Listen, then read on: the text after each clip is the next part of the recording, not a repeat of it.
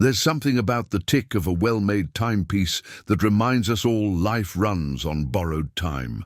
In the untamed stretches of the American West, where law and order danced a dangerous waltz with chaos, few understood this better than James, Timekeeper, Morrison, a man whose steady hands could calibrate the most delicate pocket watch or squeeze off 6 shots before most men could clear leather. But I'm getting ahead of our story, as they say.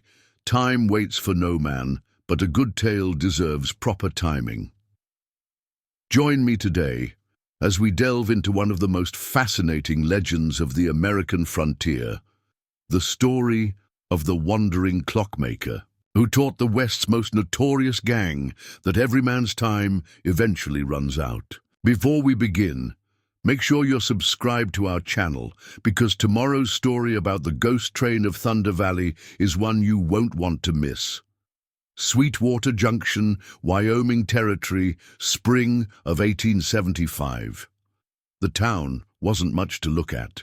A dusty main street lined with false front buildings, a single church whose white paint had long since surrendered to the elements, and the usual collection of saloons where men tried to forget their past or drink away their future. It was the kind of place most folks just passed through, which is exactly what James Morrison intended to do. He arrived on a cool March morning, leading a sturdy mule loaded with his precious cargo of tools and timepieces. Those who noticed his arrival would later recall 2 things: the peculiar leather case he wore across his back, its contents clicking softly with each step, and the way his eyes seemed to measure everything they fell upon, calculating distances. With watchmaker's precision, Sheriff Tom Hawley, watching from his office porch, noted something else: the way the stranger moved, quiet and deliberate, like a man who'd learned to make every second count. 2 kinds of men move like that, he'd later write in his journal: those who've never seen trouble, and those who've seen enough to know it's always coming. The infamous Carson gang had been in town for 3 days, throwing their weight around. Like they owned the place. Led by the ruthless Marcus Carson, they'd already run off 2 merchants who'd refused to pay their protection fees. Now they lounged outside the Lucky Spur saloon, watching the newcomer with predatory interest. "Well, look what we got here, boys," drawled Billy Carson, the youngest of the 3 Carson brothers. "Some sort of traveling tinker." He spat a stream of tobacco juice that barely missed Morrison's well-worn boots. The clockmaker didn't even break stride, his eyes focused on the weather-beaten sign of the town's only hotel. This seemed to irritate Billy more than any reaction would have. Nobody ignored the Carson gang, especially not some wandering craftsman. Inside Sweetwater's general store, Sarah Wheeler watched the scene unfold with growing concern. She'd seen that look in Billy Carson's eyes before, the mean spark that usually led to someone getting hurt. But there was something about the quiet stranger that gave her pause. His weathered face carried the kind of calm that came from absolute confidence, not fear. "Mister," Billy called out, pushing off from the saloon wall, "don't you know it's polite to say hello when you're visiting someone else's town?" His hand rested casually on his gun belt, a gesture that had made braver men stutter their apologies. Morrison stopped then, turning with the smooth precision of a finely tuned gear. His voice, when it came, was soft but clear, like the tick of a perfect timepiece. "Didn't realize the town had changed hands, son. Last I checked, it was still part of the Wyoming Territory." The words themselves weren't a challenge, but something in the way he said them made the air grow thick with tension. Marcus Carson, lounging in a chair outside the saloon, sat up straighter, his cold eyes studying the newcomer with newfound interest. Those who witnessed what happened next would tell different versions of the tale, but they all agreed on one thing. Nobody in Sweetwater Junction realized they were about to witness the beginning of a legend. A story about how a quiet man with watchmaker's hands was about to teach the West's most notorious gang about the true value of time. And as the spring wind whistled down Sweetwater's main street, carrying the promise of violence on its breath, James Morrison stood perfectly still, his hands relaxed at his sides, waiting, because if there was one thing a master clockmaker understood, it was timing. Time has a way of revealing all truths, and in Sweetwater Junction, the hour of revelation was fast approaching. Marcus Carson leaned forward in his chair, dust falling from his black duster like memories of past violence.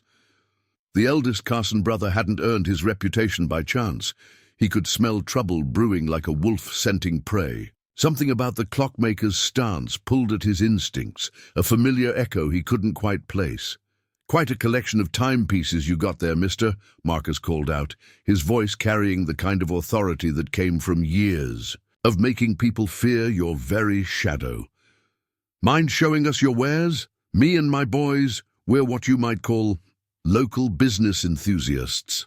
Sarah Wheeler, still watching from her store window, felt her breath catch. She'd seen this performance before, the Carson gang's preferred method of establishing dominance over newcomers.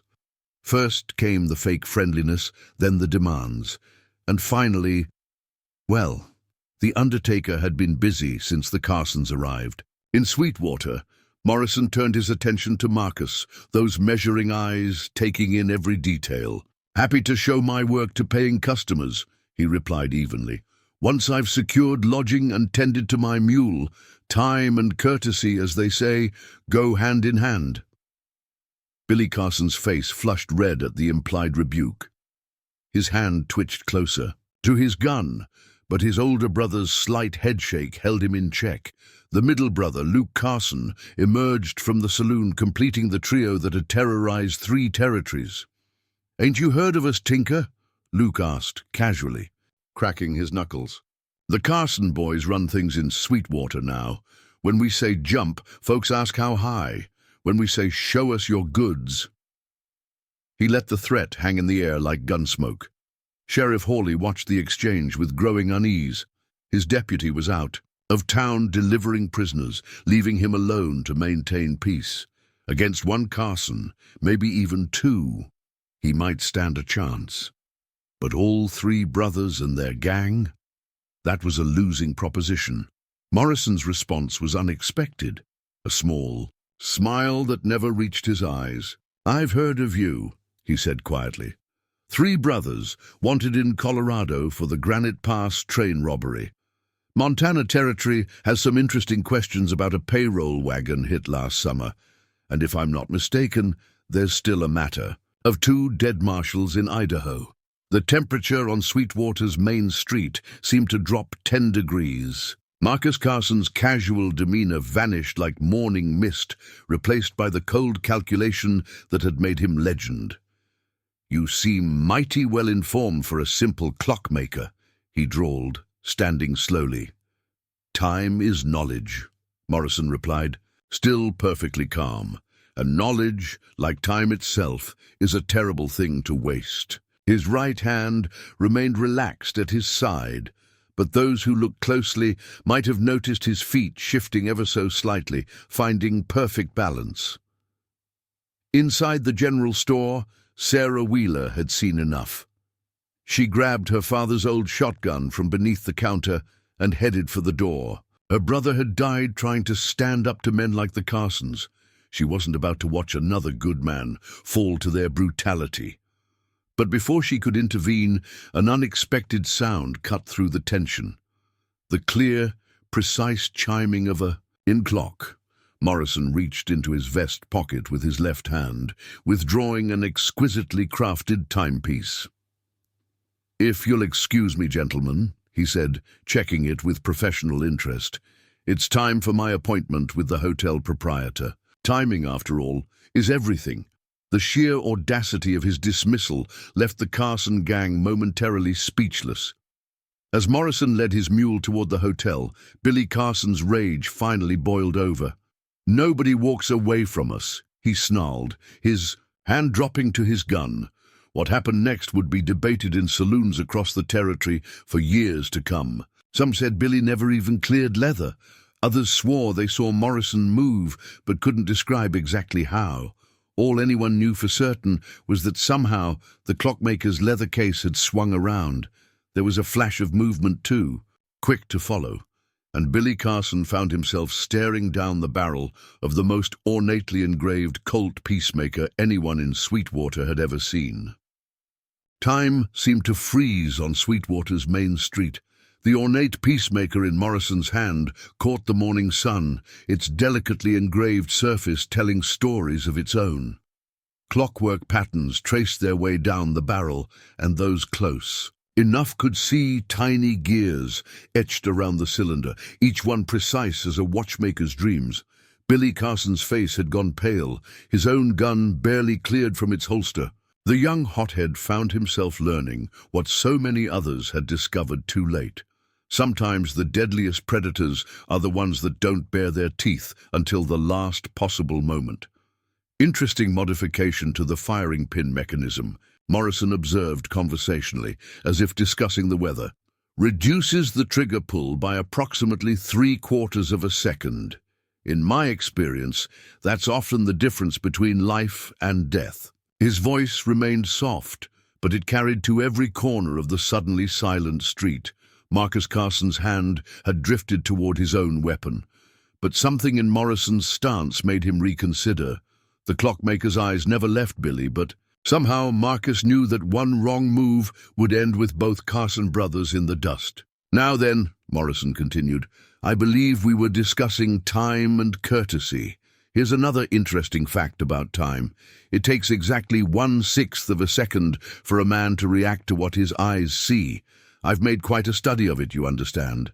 The mathematics of mortality, you might say." Sarah Wheeler, still in her doorway with her father's shotgun, found herself remembering stories she'd heard from travelers. Whispered tales of a gunfighter in the Kansas Territory who moved faster than human eyes could follow. Some said he'd been a watchmaker before the war, others claimed he learned his trade from a Swiss master gunsmith. But all the stories agreed on one thing: he never drew first, and he never missed. Sheriff Hawley had shifted position, trying to get a better angle on the situation. In 20 years of wearing a badge, he'd never seen anyone move as fast as the clockmaker had.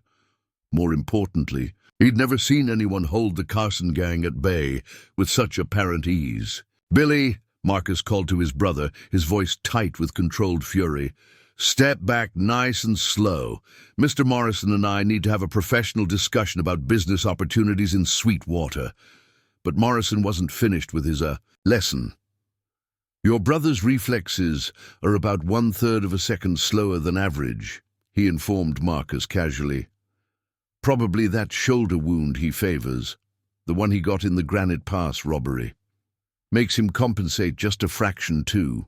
Long when drawing, Luke Carson, still by the saloon doors, whispered something that sounded like a prayer.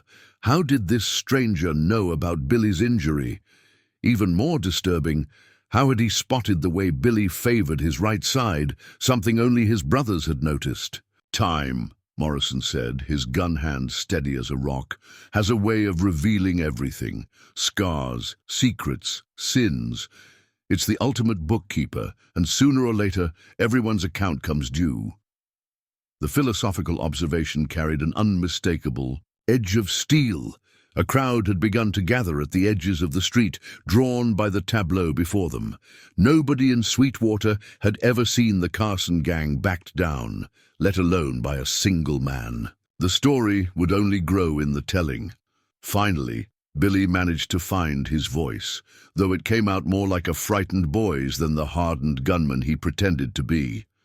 You're him, ain't you? The Timekeeper, the one they talk about." "Down in Kansas?" Morrison's only response was a slight smile that never touched his eyes. With his free hand, he reached into his vest and withdrew his pocket watch once more. "Speaking of time, I really must attend to my appointment. Billy, I suggest you spend the next few minutes considering the brevity of life. Marcus, Luke, I expect we'll have more to discuss soon enough." With smooth precision, Morrison backed toward the hotel, his gun never wavering. The leather case on his back clicked softly with each step, its mysterious contents adding their own rhythm to the tense moment. Just before he reached the hotel doors, he added one final observation. By the way, the next time you plan to have men watching from the rooftops, try to find ones who don't wear creaking gun belts. The one above the mercantile has been shifting his weight every 30 seconds precisely. Poor trigger discipline, if you ask me. The Carson brothers watched in impotent fury as Morrison disappeared into the hotel, taking with him their carefully constructed aura of invincibility. The legend of the Timekeeper had arrived in Sweetwater, and with it came the distinct feeling that the town's future would be measured in bullets, as surely as seconds. Inside the Sweetwater Hotel, Morrison maintained his composure until he reached the front desk, where old Tom Bradley had witnessed the entire scene through his clouded front windows. The hotel keeper's hands trembled slightly as he pushed the register toward his unusual guest. "Ain't had excitement like that on our street since the war," Bradley observed, trying to keep his voice steady. "Room's $2 a night, includes breakfast, though I reckon you already knew that, being, as you mentioned, an appointment and all." Morrison's smile finally reached his eyes as he signed the register with the same precision he applied to everything else. "News travels fast in small towns, Mr. Bradley. Faster than a bullet sometimes." He placed $2 on the counter, the coins landing with watchmaker's accuracy. "Your reputation arrived about an hour before you did," Bradley admitted, sliding over a brass room key. "Telegraph operator's wife works at the cafe next door. She heard about a clockmaker heading this way from Copper Creek. Said he left quite an impression on some troublemakers there." From the street came the sound of angry voices as the Carson brothers retreated to the saloon, their usual swagger somewhat diminished. Morrison's room faced the main street, exactly what he'd hoped for. The window would give him a clear view of anyone approaching, and the old oak tree outside provided an excellent emergency exit if needed. Sarah Wheeler chose that moment to enter the hotel, her father's shotgun now hidden beneath her shawl. Her eyes met Morrison's with a mixture of gratitude and curiosity. "Mr. Morrison," she said quietly, "I own the general store across the street. Might have some work for a man skilled with timepieces if you're interested." "Grandfather clock in need of repair, Miss Wheeler?" Morrison asked, though his tone suggested he knew exactly why she was really there. That, and perhaps a discussion about how one man plans to handle 3 brothers and their gang of cutthroats. She kept her voice low, but there was steel in it. "My brother Daniel died, standing up to men like them. I won't see this town fall to their kind." Morrison studied her for a moment, those measuring eyes taking in every detail. "Time has a way of balancing its books, Miss Wheeler. The Carson gang's days of terrorizing good people are coming to an end, one way or another. Outside, Luke Carson was organizing his men, sending riders out in different directions. Through the window, Morrison watched their movements with professional interest. "They'll wire their contacts in the territory," he explained to Sarah. "By nightfall, every hired gun and cutthroat within 100 miles will know the Timekeeper's in Sweetwater." "You're planning on that, aren't you?" Sarah's question carried a note of realization. "This isn't just a coincidence. You came here looking for them." Before Morrison could respond, Sheriff Hawley entered the hotel lobby, his weathered face grave. "Got word from my deputy," he announced without preamble. "He's delayed at Fort Laramie. Won't be back for at least 3 days. His eyes fixed on Morrison. "You've stirred up one hell of a hornet's nest, mister. Carson gang sent riders to fetch their friends from the Triple Fork camp."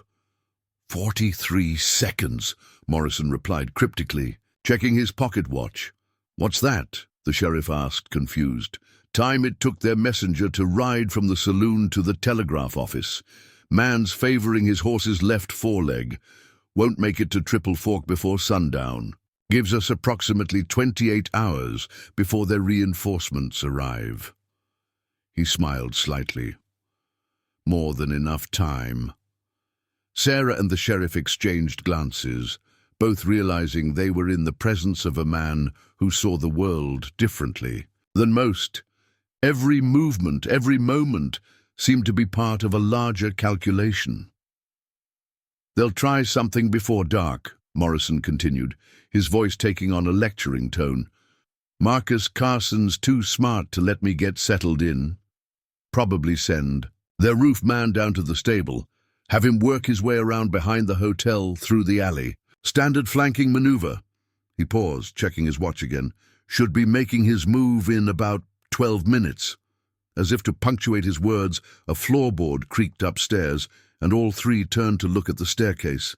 The game of cat and mouse was already beginning, but in Sweetwater Junction it wasn't entirely clear who was the hunter and who was the prey. Sheriff Hawley's hand instinctively moved to his gun as another floorboard creaked above them. Morrison, however, seemed completely unfazed by the intrusion. He calmly removed his leather case and placed it on the hotel counter with delicate precision. "Miss Wheeler," he said softly, "would you be kind enough to open that case for me? My hands will be otherwise occupied in approximately 8 seconds. His fingers moved to the ornate peacemaker at his side, though he didn't draw it.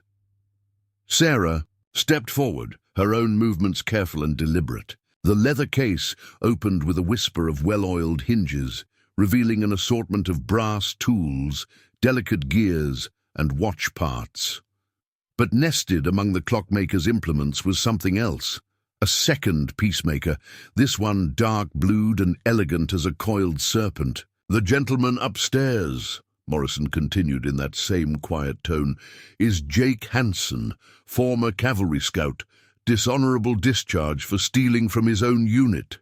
Favors his left leg due to an old arrow wound, which means he'll lead with his right when he comes down those stairs." Sheriff Hawley stared at the clockmaker. "How in blazes could you possibly know all that?" "Simple mathematics, Sheriff. The timing of his footsteps, the weight distribution, the slight drag on every third step, it all tells a story. Like the mechanisms of a fine watch, human beings have their own predictable patterns." Morrison's eyes never left the staircase. "He'll make his move in 3, 2... The attack, when it came, was as precise as Morrison had predicted. Jake Hansen burst from the stairwell, gun already drawn, leading with his right side exactly as foretold. But the Timekeeper's response was something out of a fever dream. Morrison's draw was like watching the second hand of a perfect timepiece, smooth, inevitable, and precise. Before Hansen could level his weapon, he found himself staring down 2 gun barrels. Morrison had drawn both peacemakers in a single fluid motion that seemed to defy the very laws of time and movement. "A man's trigger pull gets slower when he's surprised," Morrison observed clinically. "Right now, you're experiencing approximately 1/4 second of hesitation. That's an eternity in a gunfight, Mr. Hansen." Hansen's face had gone pale, his own weapon wavering slightly. How did you know I was up there?" "Your boot heels," Morrison replied. "Spanish leather, with iron cleats added to the right boot to compensate for that leg wound. Very distinctive sound. I recognized it from the rooftop earlier." He tilted his head slightly. "Now we both know Marcus Carson sent you to test my reflexes. Would you like to complete that test, or would you prefer to deliver your report with all your vital organs intact?" Sarah Wheeler had never seen anyone so completely in control of a situation. Even Sheriff Hawley seemed mesmerized by the clockmaker's deadly ballet. Every movement, every word, seemed precisely calibrated for maximum effect. "The Carson gang," Morrison continued, "has approximately 28 hours before their reinforcements arrive. That's 100,800 seconds. Each one of those seconds is a choice, Mr. Hansen. Time to decide which side of history you want to be on when the clock strikes midnight." Hansen's gun clattered to the floor. "Marcus said you were fast," he muttered. "Didn't say nothing about you being a damn fortune-teller." "Not fortune-telling," Morrison corrected. "Simple observation and mathematics. The same principles that govern a fine timepiece govern human nature. Action, reaction, consequence, all moving together in perfect synchronicity." Outside, the street had grown quiet as word of the confrontation spread. Through the window, Sarah could see the Carson brothers conferring intensely outside the saloon. Whatever game they were playing, the rules had suddenly changed. "You can go now, Mr. Hanson," Morrison said, his guns never wavering. "Tell Marcus exactly what you saw, and remind him, every second that passes brings us closer to the moment of truth. Time, like justice, is inevitable." As Hanson backed away and fled through the hotel's front door, Sarah turned to Morrison. "You're playing with them," she realized. "Every move, every word, it's all part of some larger plan." Morrison finally lowered his weapons, a ghost of a smile playing at his lips. "In clockwork and gunfights, Miss Wheeler, timing is everything. The Carson gang is about to learn that lesson the hard way." As afternoon shadows lengthened across Sweetwater's main street, Tom Bradley brought coffee to his unusual guest. Morrison had spent the last hour meticulously arranging his workbench near the hotel window, each tool placed with surgical precision. The ritual seemed to calm him, like a priest preparing for sacred ceremonies. "Folks are talking," Bradley ventured, setting down the coffee cup, "about what happened in Copper Creek. They say you faced down the entire Hawkins crew without firing a shot. Just stood there checking your pocket watch until they backed down." Morrison's hands never stopped moving as he assembled a delicate clock mechanism. "Time has a way of making cowards of guilty men, Mr. Bradley. The Hawkins crew had a choice. Leave town or face consequences. They chose wisely." Sarah Wheeler had returned to her store but kept watching the hotel through her window. She noticed how Morrison had positioned his workbench to give him clear sightlines of both the street and the saloon where the Carson gang plotted. Every move he made seemed to serve multiple purposes. Across the street, Marcus Carson was reaching similar conclusions. "He's playing us, boys," he told his brothers in the relative privacy of the saloon's back room. "Everything's calculated, measured, like we're all just gears in some big machine he's building." Luke Carson nursed his whiskey, still rattled by the morning's events. "What's his game, Marcus? Why'd he come here looking for us?" "Maybe it ain't about us," Billy interjected, his earlier bravado replaced by nervous energy. "Maybe we're just in part of something bigger. Remember them stories about the Timekeeper? They say he's been moving across the territories, taking down every gang that worked with Jackson Durant." The name sent a chill through the room.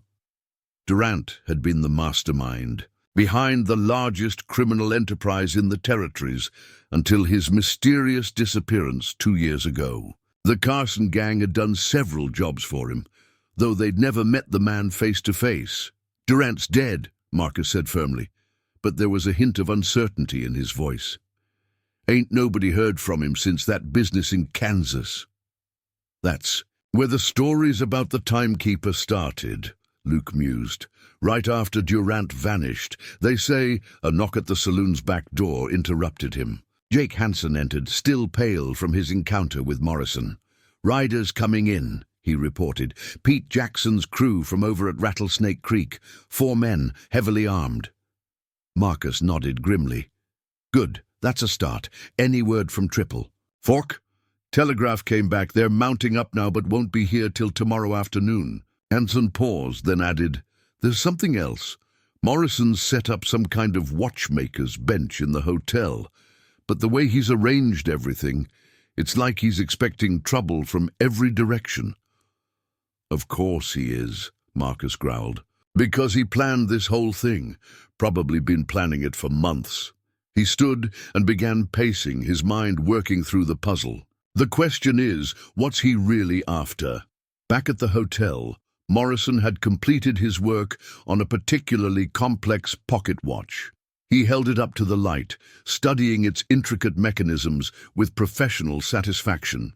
Sheriff Hawley, who'd stopped by to check on him, marveled at the craftsmanship. "Beautiful piece," the lawman observed. "Never seen anything quite like it." "It was my father's," Morrison replied softly, his voice taking on a distant quality. He taught me that every timepiece tells two stories, the one marked by its hands and the one written in its gears. The true story is always hidden beneath the surface. The sheriff caught his meaning. "And what story are you writing here in Sweetwater, Mr. Morrison?" The timekeeper's eyes remained fixed on the watch as he made one final adjustment. "A story of justice delayed, but not denied, Sheriff. Every tick brings us closer to the moment of truth." He closed the watch case with a decisive click. "And for some men in this town, time is running out." The arrival of Pete Jackson's crew changed the atmosphere in Sweetwater like a gathering storm. They rode in just before dusk, 4 hard men with cold eyes and well-worn gun belts. Their reputation had been built on brutal efficiency. They were the kind of men Marcus Carson called when he needed something handled quietly and permanently. Morrison watched their arrival from his workbench, his hands never pausing, as he repaired an ancient pocket watch brought in by Tom Bradley. Each rider's appearance was noted and catalogued with Clockmaker's precision. The way the tallest one favored his right arm, how the youngest kept adjusting his gun belt, the slight limp in the leader's walk. 7 men now, Sarah Wheeler observed from the doorway of Morrison's room, where she'd brought him dinner from her store. Plus the Carson brothers and whatever help comes from Triple Fork tomorrow. Morrison held the pocket watch up to the T. "Fading light, an imperfect number," he replied cryptically, "like a gear with uneven teeth, creates friction, disrupts the natural flow of things." His eyes met hers. But then again, nothing about the Carson gang's connection to Durant was ever smooth. Sarah's breath caught. "Then it's true? This is about Durant?" "Everything's connected, Miss Wheeler, like the mechanisms in a fine timepiece." He reached into his vest and withdrew a battered leather notebook. 2 years ago, Durant's organization controlled criminal operations across 3 territories. Then he vanished, and his empire began to fracture. He opened the notebook, revealing pages of meticulous notes, diagrams, and calculations. But Durant wasn't working alone. He had help from someone with inside knowledge of bank schedules, patrol routes, shipping manifests, someone who could coordinate multiple gangs with clockwork precision. Understanding dawned in Sarah's eyes. Someone like a lawman, a territorial marshal, to be precise. Morrison's voice had grown hard. "Benjamin Wade, my former partner, the man who arranged the ambush that killed my wife and daughter while I was investigating Durant's operation." Outside, Pete Jackson and his men were settling into the saloon. Through the window, Morrison watched their movements with predatory focus. Wade disappeared the same time Durant did, but he left behind a network of gangs, each one holding a piece of the puzzle. The Carson brothers handled their special deliveries, gold shipments that vanished without a trace. Sarah studied the quiet man before her, seeing him in a new light. "You're not just after justice, you're following a trail." "Every timepiece leaves marks on the hands that wound it," Morrison replied. "Every criminal enterprise leaves traces for those who know where to look. The Carson gang is my last lead to finding Wade and Durant." A commotion in the street drew their attention. Marcus Carson was greeting another arrival, a distinguished-looking older man in an expensive suit, riding a magnificent black stallion. Sheriff Hawley appeared in Morrison's doorway, his face grave. "That's Judge Matthews from the Territorial Court," the lawman announced. "What's he doing here?" Morrison's expression never changed, but something dangerous flickered in his eyes. "Right on schedule," he murmured. "The final gear slots into place." "You knew he was coming?" Sarah asked. "The Carson gang always had friends in high places. How else could they operate so openly?" Morrison began loading fresh cartridges into his peacemakers with mechanical precision. Judge Matthews signed the orders that transferred Wade to a different territory just before the ambush. "His name appears in my wife's last report, the one that was supposed to expose the whole operation." Sheriff Hawley's hand strayed to his badge. Matthews is still a territorial judge. If you're planning what I think you're planning, time reveals all truths, Sheriff, Morrison interrupted softly, even ones hidden behind judicial robes. In exactly 17 minutes the sun will set. By midnight, every man involved in my family's murder will face justice, legal or otherwise. He turned back to his workbench, where an array of watches lay in various states of repair. Each one ticked with perfect synchronization, counting down. The moments until Sweetwater's day of reckoning. The only question is, how many more innocent people will die protecting guilty men? Sunset painted Sweetwater's main street in shades of blood and gold as Judge Matthews dismounted outside the saloon.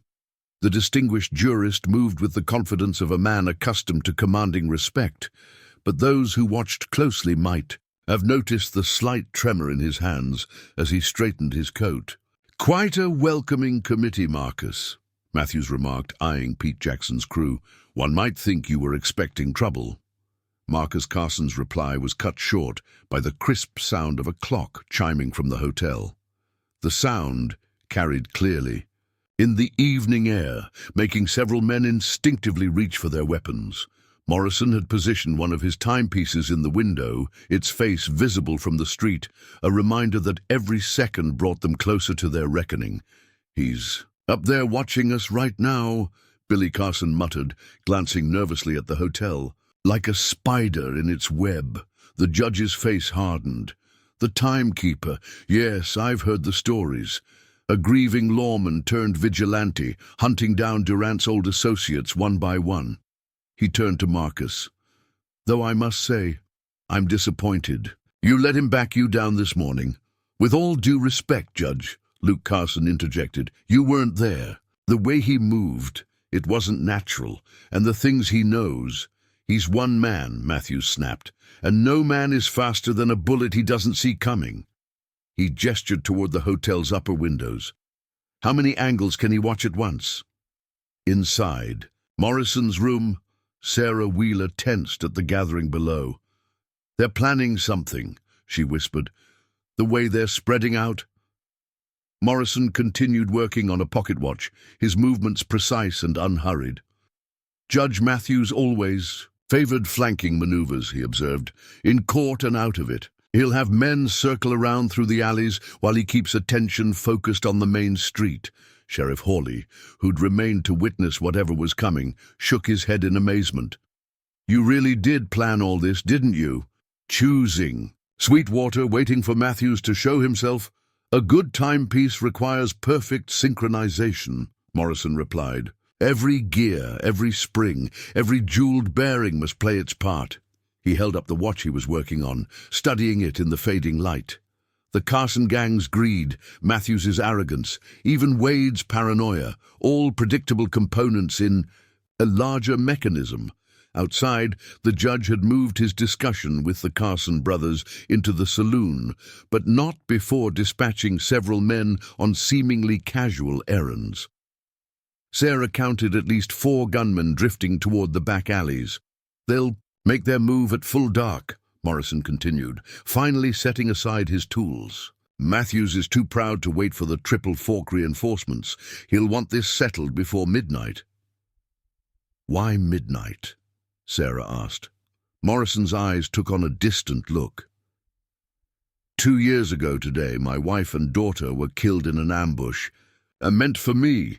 The grandfather clock in our home stopped at midnight exactly, a detail Wade couldn't have known when he planned their murder." His voice remained steady, but Sarah saw his hands clench briefly. It seemed fitting to close the circle at the same hour. Sheriff Hawley moved toward the door. "I should get into position. Whatever's coming, I mean to face it with a badge on." "One moment, Sheriff," Morrison called softly. From his workbench, he retrieved a small package wrapped in oilcloth. "A gift from my late wife. She was investigating more than just Durant's operation.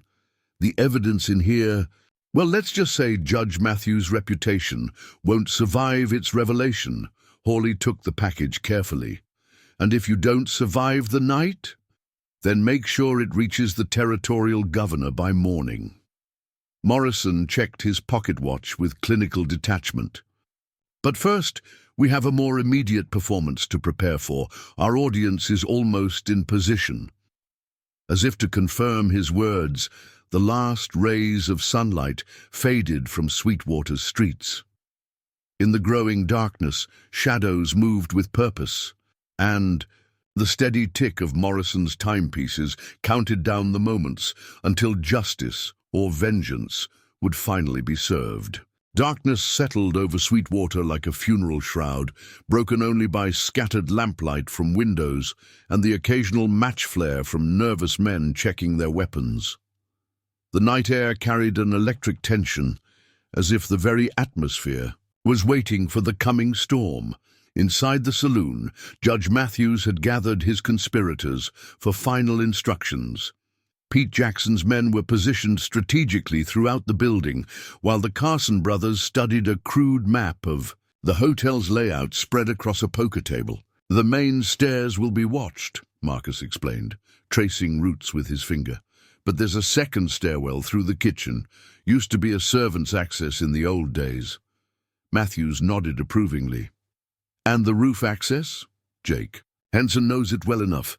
Says there's a trapdoor above the third-floor landing. Might be our best chance at catching him off guard." The judge's face remained impassive, but a muscle twitched in his jaw. "Remember, gentlemen, this ends tonight.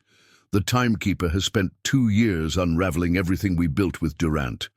If he has evidence of our involvement..." "What about Wade?" Luke Carson interrupted. "If Morrison finds him, Benjamin Wade is quite secure where he is," Matthews replied coldly. "And after tonight, he'll have no reason to worry about his old partner coming after him." In his hotel room, Morrison had transformed his watchmaker's bench into an arsenal. Each weapon was placed with mathematical precision, every spare cartridge aligned perfectly. The care he showed these tools of death matched the delicacy with which he handled his watchmaker's implements. Sarah Wheeler, who'd refused to leave despite Morrison's objections, watched him prepare. "You knew Wade was still alive," she said quietly. "That's what this whole elaborate trap was really about." Morrison checked the timing mechanism on a peculiar device he'd assembled from clock parts and mining equipment. Wade was always careful about hiding his tracks, but Judge Matthews's pride makes him predictable. "I knew if I threatened his organization openly enough, he'd have to respond in person. And Wade will come running to help his old friend?" Sarah asked. A ghost of a smile touched Morrison's lips. "No, Miss Wheeler. Wade will come to silence him. A man like Benjamin Wade doesn't leave loose ends, especially ones that know too much about his operations." At the general store, Sheriff Hawley had gathered a small group of trusted townsmen. The package Morrison had given him lay hidden beneath floorboards, but its contents weighed heavily on his mind.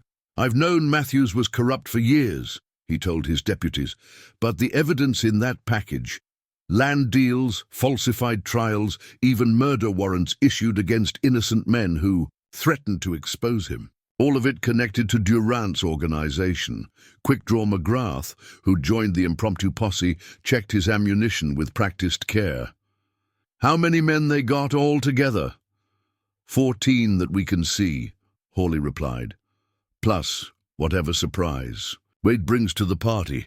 Morrison seems to think he won't be able to resist joining in." Back at the hotel, Morrison had positioned his timepieces strategically around the room. Each one ticked with perfect synchronization, creating an almost hypnotic rhythm in the darkness. He moved between them, making minute adjustments that only a master craftsman would understand. "Listen to them, Miss Wheeler," he said softly. "Each one perfect, each one precise, like the gears of justice slowly turning." He paused at the window, watching shadows move in the street below. "Wade taught me that time was the great equalizer. Rich or poor, strong or weak, we all face the same counting clock." A floorboard creaked somewhere in the darkness. Morrison's hand moved to his peacemaker with fluid grace. "Right on schedule," he murmured. They're starting their first move exactly when I predicted. Humans are creatures of habit, Miss Wheeler. Once you understand their patterns... The sound of breaking glass from downstairs interrupted him. Sarah raised her father's shotgun, but Morrison's calm never wavered. "And so it begins," he said quietly, his voice carrying the finality of a tolling bell. "The final act in a play 2 years in the making." The first attack came from 3 directions simultaneously, a coordinated assault that would have overwhelmed most men. Pete Jackson's crew burst through the rear stairwell, while 2 of the Carson gang's best shots opened fire from nearby rooftops. At the same moment, Jake Hansen led a team through the hotel's main entrance, their boots thundering on the wooden stairs. But Morrison had turned the entire hotel floor into an intricate trap. As the rear group reached the top of the servants' stairs, they triggered one of his mechanical contraptions, a modified clock mechanism that released a cascade of ball bearings. 2 men went down hard, their curses echoing in the darkness. "Time flows like water," Morrison remarked calmly, positioning himself in a shadowed corner. "But steel balls flow faster." His voice seemed to come from everywhere and nowhere, a ghost in the darkness. The rooftop shooters found their positions compromised by carefully arranged mirrors that Morrison had placed during the afternoon. Every muzzle flash reflected and multiplied, making it impossible to pinpoint his location. More importantly, the flashes temporarily ruined their night vision. Sarah Wheeler had taken position behind an overturned oak desk, her father's shotgun ready. "3 more coming up the main stairs," she whispered, counting footsteps in the darkness. Morrison nodded, his eyes reflecting the faint lamplight like polished brass. "Jake Hansen's leading them. Listen to his gait. He's favoring his bad leg more than usual, nervous." He checked his pocket watch in the dim light. 30 seconds until they reach our floor. Down in the street, Judge Matthews watched the assault unfold from the relative safety of the saloon. Marcus Carson stood beside him, growing increasingly uneasy as sounds of chaos erupted from the hotel. "Something's wrong," Marcus muttered. "This is too easy. He's leading them exactly where he wants them." As if to confirm his words, a series of precise gunshots rang out from the hotel. Each shot was followed by a cry of pain, not killing wounds, but carefully placed shots that disabled without fatal damage. The Timekeeper was conducting a deadly symphony, each bullet a note in his composition of vengeance. "He's toying with them," Matthews growled, his careful facade cracking. "Just like he did in Kansas City." He turned to Marcus, eyes blazing. "Get more men up there. Burn the whole damn hotel if you have to." But before Marcus could relay the order, new gunfire erupted from an unexpected direction. Sheriff Hawley and his makeshift posse had positioned themselves strategically around the street, catching several of Matthews' men in a crossfire. Back in the hotel, Morrison moved like smoke through his carefully prepared battlefield. Each attacker found themselves confronting clever tricks and traps, tripwires connected to flash powder charges, modified clock chimes that drew attention in the wrong direction, even simple carpet runners that became lethal sliding hazards. "In the darkness, you're all just marking time," Morrison's voice drifted through the shadows, followed by another precise shot that sent a gunman sprawling. "Every second bringing you closer to the moment of truth." Jake Hansen, nursing a bullet, wound in his shoulder, had backed himself into a corner. "This is impossible," he gasped. "No one man could set all this up." "Impossible is just a matter of timing," Morrison replied from somewhere in the darkness. "Like the mechanism in a fine watch. Everything has to happen in perfect sequence." Sarah noticed movement at the window, more men trying to cross from the adjacent building on makeshift bridges. But Morrison had anticipated this too. The window ledges had been subtly greased, sending would-be attackers scrambling for purchase. 14 minutes until midnight," Morrison announced to the darkness, his voice carrying a weight of inevitability. "That's when Wade will make his move. He always was predictable about timing." Another shot rang out, another cry of pain. "The question is, How many of you will still be standing when he arrives?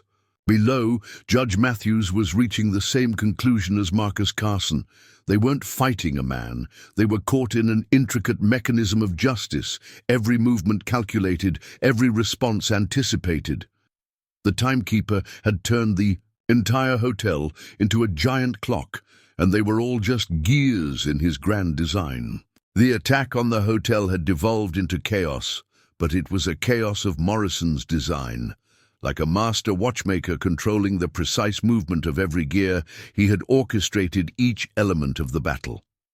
Pete Jackson's remaining men were pinned down in the hallway, caught between Sheriff Hawley's deputies firing from below and Morrison's deadly accuracy from above. 10 minutes to midnight, Morrison's voice carried through the darkness, followed by another precise shot that sent a gunman sprawling. "Wade's almost here. I can feel it in the mechanisms of time itself." Sarah Wheeler, still positioned behind the oak desk, caught movement at the far end of the hallway. "Luke Carson's trying to circle around through the guest rooms," she whispered. Morrison nodded, his eyes reflecting lamplight like polished copper. "Right on schedule. Listen to his footsteps. He's carrying something heavy, probably the dynamite they had stored at the livery stable."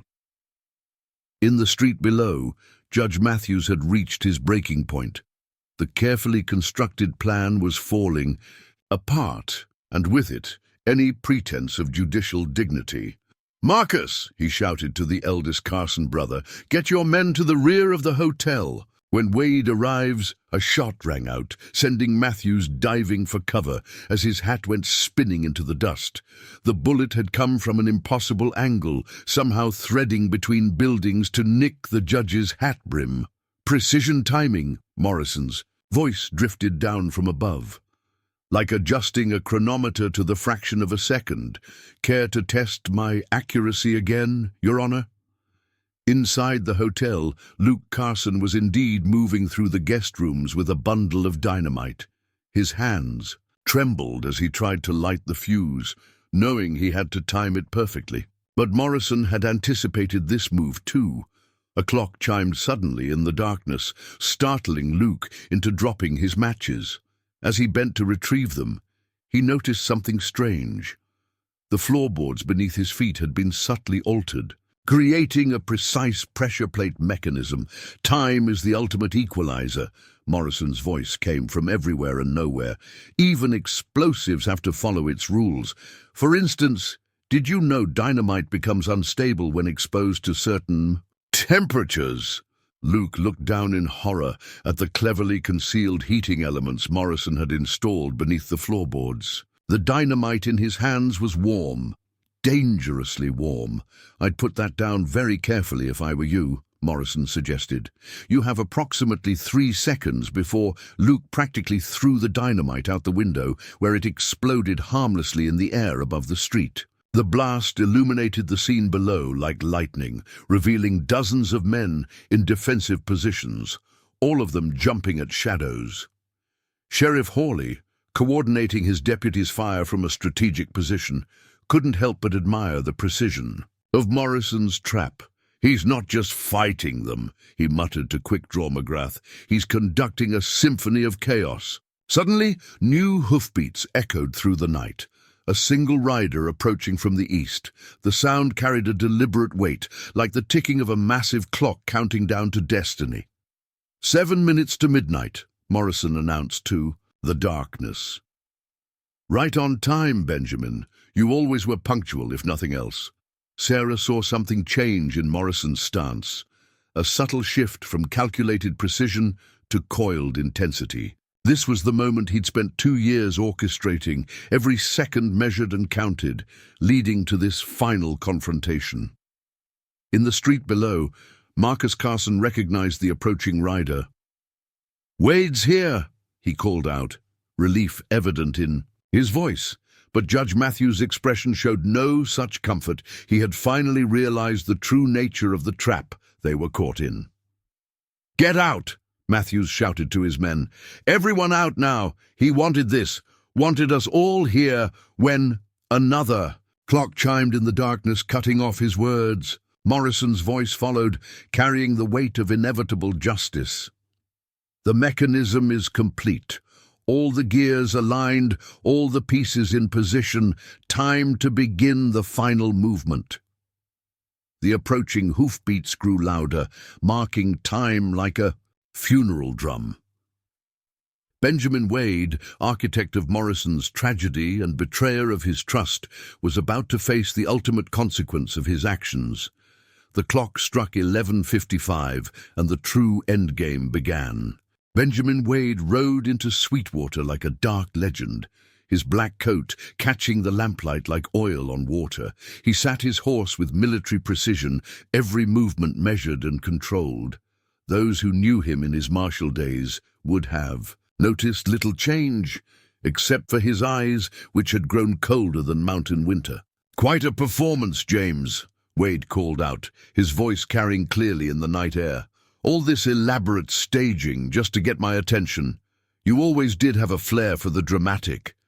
Morrison's response came from somewhere in the darkness. "Of the hotel. Timing is everything, Benjamin. You taught me that, remember? The day you arranged for my family to die while I was investigating Durant's operation." Wade dismounted with fluid grace, his gun hand staying carefully clear of his holster. "Ancient history, old friend. Your wife was getting too close to things. She shouldn't have seen. It was nothing personal, just the mechanism of justice operating as it should." "Justice?" Morrison's laugh held no humor. "Is that what you call selling your badge to Durant? Betraying everything we swore to protect?" In the hotel, Sarah Wheeler watched Morrison move through the shadows with clockwork precision. His every step seemed calculated, each position carefully chosen. She realized he had transformed the entire building into an elaborate timepiece, with Wade as the final gear about to slot into place. "You never did understand the bigger picture," Wade continued, moving toward the hotel's entrance. "Durant brought order to the territories. His organization kept the peace better than any law book or tin star. Judge Matthews, still huddled in the relative safety of the saloon, saw his chance slipping away. Wade, Morrison has evidence, documents that could expose everything." "I know," Wade replied calmly. "That's why I'm here, to clean up your mess, like always." His hand moved with snake-like speed, drawing and firing in one fluid motion. Matthews stumbled backward, a look of shocked betrayal on his face as he collapsed. 4 minutes to midnight, Morrison's voice drifted down. "Right on schedule. You always did believe in tying up loose ends." The Carson brothers, watching their carefully constructed world unravel, made their move. Marcus and Luke broke cover simultaneously, guns blazing at Wade's position. But the former marshal's speed was legendary for a reason. Both brothers were down before they could fire a second shot. "You've lost your edge, James," Wade called out, stepping over Marcus Carson's body. "The man I knew wouldn't hide in the shadows. He'd face me directly, test his speed against mine." Morrison's voice seemed to come from everywhere at once. "The man you knew died with his family. What's left is just the clockmaker, measuring time, calculating angles, waiting for the perfect moment." Sheriff Hawley and his deputies had worked their way closer, but Morrison's voice stopped them. "Stay back, Sheriff. This is between Wade and time itself." Wade had reached the hotel stairs, his boots marking each step with deliberate precision, always with the riddles and metaphors. "Face me, James. End this like men should." 3 minutes to midnight, Morrison replied. "Tell me, Benjamin, did you ever wonder why I became a clockmaker after you destroyed my life? Why I spent 2 years tracking down Durant's operation piece by piece? To find me, obviously." Wade had reached the second floor, his eyes scanning the darkness. "To prove you were faster, better, stronger than your old mentor." Morrison's laugh echoed through the hallway. "No, Benjamin. I did it because clockmakers understand something lawmen never do. Everyone's time runs out eventually, even yours." Suddenly, Wade realized the truth. Every clock in the hotel had begun chiming simultaneously, their synchronized rhythm masking footsteps, covering movement. The darkness itself seemed to pulse with mechanical precision. 2 minutes to midnight, Morrison's voice came from directly behind him. Time to face the consequences of your choices. Wade spun, his draw faster than seemed humanly possible. But Morrison had spent 2 years preparing for this moment, calculating every angle, measuring every second. The final confrontation between the Timekeeper and his former partner was about to begin, and all of Sweetwater held its breath, waiting to see whose time had finally run out. Time seemed to crystallize in that moment, as if the universe itself held its breath. Wade's legendary speed lived up to its reputation. His Colt seemed to materialize in his hand like magic. But Morrison had spent 2 years preparing for this exact second, and his own draw was like watching the strike of a precision chronometer. 2 shots rang out simultaneously, the sound echoing through the hotel like thunder. Both men stood perfectly still, their guns extended, each waiting to see who had been faster, whose calculations had been more precise. "You've improved," Wade observed, a note of genuine admiration in his voice. "But you missed." Morrison's reply was calm, almost serene. "Did I? Check your gun hand." Wade's eyes widened as he noticed his sleeve had been shot with surgical precision. The bullet having passed so close, it had torn the fabric without breaking skin. "A warning shot? The great Timekeeper's gone soft?" "Not a warning," Morrison corrected. "Mathematics. The fabric of your sleeve is now catching on your holster at precisely the angle I calculated. You're 7/10 of a second slower on your next draw." Sarah Wheeler, watching from her position, saw something almost beautiful in the deadly dance unfolding before her. Every movement, every word seemed choreographed like the internal workings of a perfect timepiece. 1 minute to midnight, Morrison continued, his voice carrying the weight of inevitability. "Time enough for me to ask you one question. Why her, Benjamin? Why Mary and little Sarah? They were innocent." Wade's face hardened. "No one's innocent in this world, James. Your wife was digging into things bigger than Durant, bigger than you realize. There are powerful men who—" 50 seconds, Morrison interrupted. "You're stalling, trying to adjust your stance to compensate for the sleeve. It won't work. I've measured every variable, calculated every angle." Outside, Sheriff Hawley and his deputies had secured the surviving members of the Carson gang. Quick-Draw McGrath, watching the confrontation through a window, shook his head in amazement. "Never seen anything like it," he whispered. "It's like he's reading Wade's movements before they happen." 40 seconds, Morrison announced. "Time for you to make a choice, Benjamin. Draw again and die, or face justice for your crimes." Wade's laugh was harsh in the darkness. "Justice? Look around you, James. Judge Matthews is dead, the Carson gang scattered. Durant's organization is in ruins. You've already won. Let it end here." 30 seconds. Mary used to say time was the only true justice, that every sin carried its own. Countdown to consequence. The tension in the hallway was unbearable. Both men stood perfectly still, their guns unwavering, while Morrison's clocks counted down the seconds with merciless precision. 20 seconds. Did you know a human heart beats approximately once per second when at rest? I've counted every beat since you took them from me, 730,480 beats, each one marking time until this moment. Wade's composure finally cracked. "Damn you, James!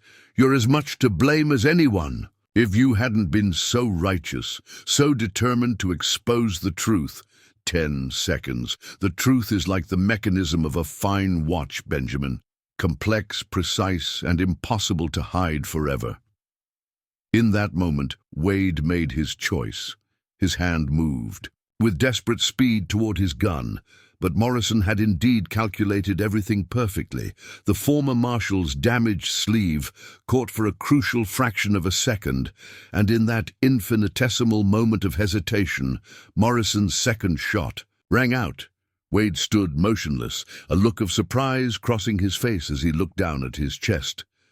Perfect timing, he managed, before collapsing to the floor. As if on cue, the largest clock in Morrison's collection began to strike midnight.